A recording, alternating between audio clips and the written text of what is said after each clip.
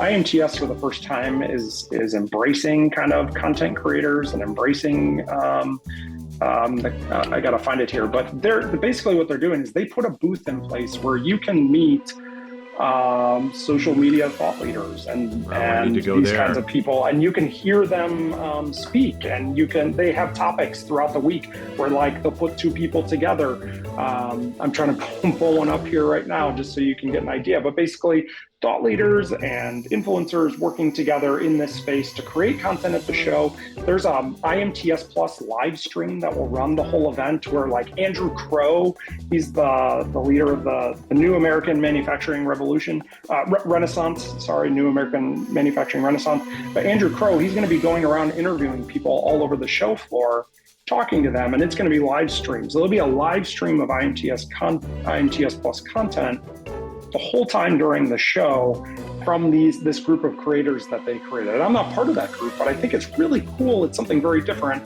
It's called the Creators Lounge. I just found the post here, so let me Creators Lounge. Okay. Creators Lounge. It's in booth 338-600. Yep. So 338-600. Okay.